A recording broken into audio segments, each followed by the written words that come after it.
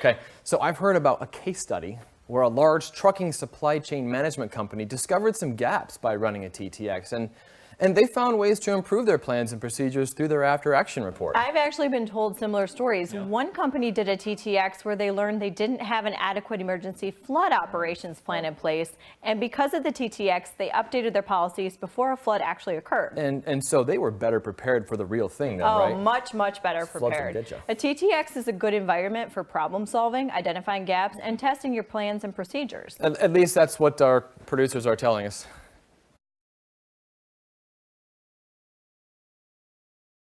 Exercise management is first and foremost about exercising the right management.